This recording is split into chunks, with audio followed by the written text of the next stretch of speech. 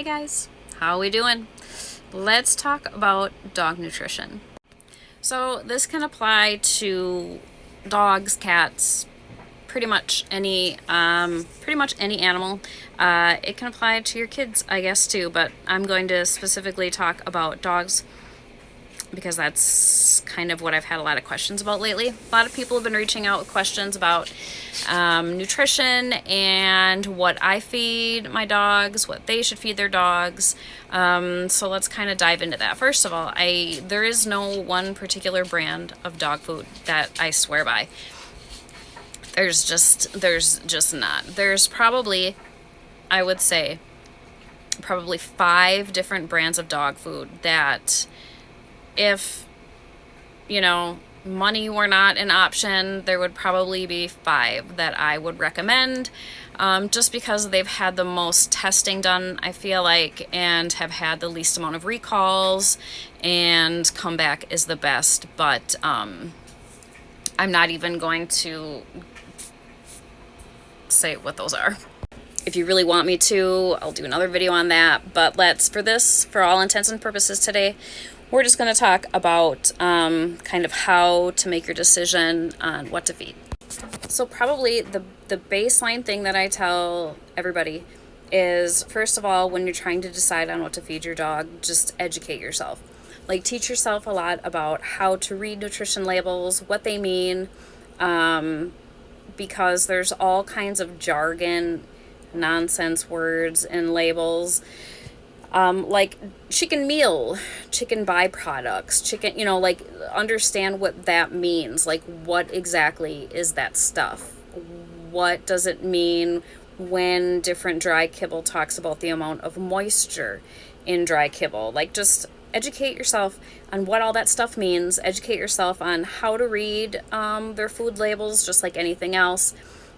Get familiar with, like, the caloric needs of your dog, because all dogs are different. Some dogs are couch potatoes and lay around all day. Some are super active and working. Some are hunting dogs, so they're on the move all the time. So everybody's different. Depends on the age of your dog as well. But I want to tell you something that we definitely do not do. So we don't shame people if they can't afford to buy top-notch dog foods, okay? It kind of drives me a little bit crazy when people are like, oh my gosh, you feed your dog like kibbles and bits, or kibbles and bones, or kibbles and biscuits, whatever that, I don't know, the cheap stuff you can get like at the dollar store. We're not shaming people if that's the best that they can do. We're not doing that. That's like shaming somebody because they can't have their children in Jordans all the time. Like, we're not doing that. If you can afford to pay $100 for a 25-pound bag of dog food, go for it. But that doesn't make you a good owner any more than it makes somebody a good parent because they can afford to have their kids in Nikes all the time. That doesn't mean anything at all. And I really dislike it when people shame people for that. That's like saying you're a bad parent if you're not feeding your kids organic food all the time. If all you're feeding your kids is mac and cheese and Hamburger Helper. You know what? You're feeding your kids. You're feeding your kids, and that's what matters. So we're not shaming people if they're doing the best they can.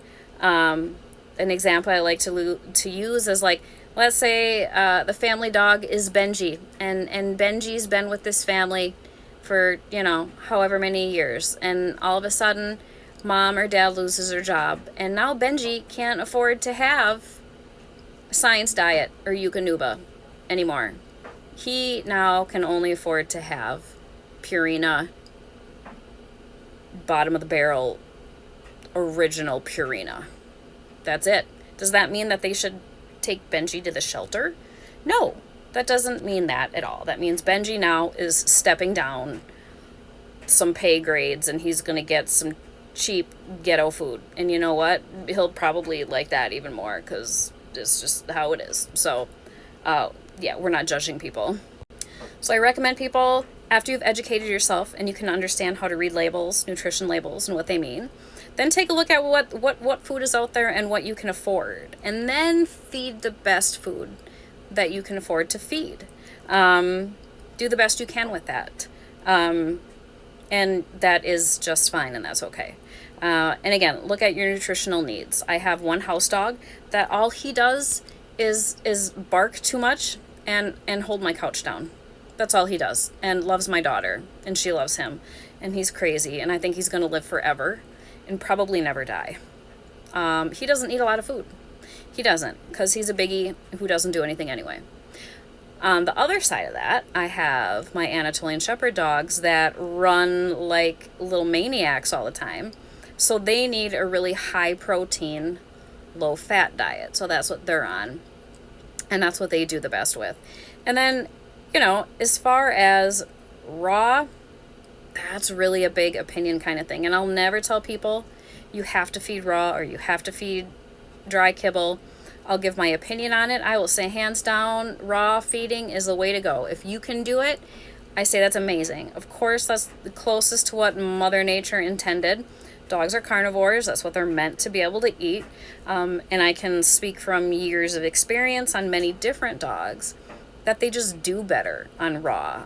They tend to have, you see, less autoimmune disorders, less food allergies.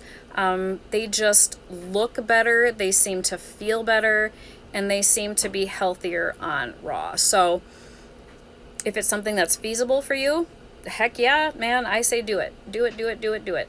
But it's not feasible for everybody. So do what you can as you can. You'll have some people that say never ever do a mixture of raw and kibble, that it's not good for the pH balance in their stomach and the digestive enzymes and all this stuff. I do that, and I've never had a problem with any of my dogs. They've never had an issue with it. I'm just speaking my, my own personal opinion on that, but that's just me.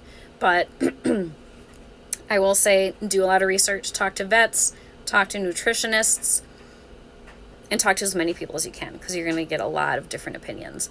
And at the end of the day, do the best you can and go from there. That's it. And just don't let people make you feel bad. Don't let people make you feel guilty because they are feeding, $50 for a 10-pound bag of dog food. There are people that do that, and they can afford it, and if their dogs are doing that great, then great. But just don't let other people sway you into feeling like that's what you have to do. So, if you want to get into a topic about, or a little conversation, debate, friendly and respectful about nutrition, we can absolutely do that. I love to learn. I love to help other people learn and kind of hear how other people do things, and we can absolutely do that too. So, again, just my 2 cents worth on nutrition.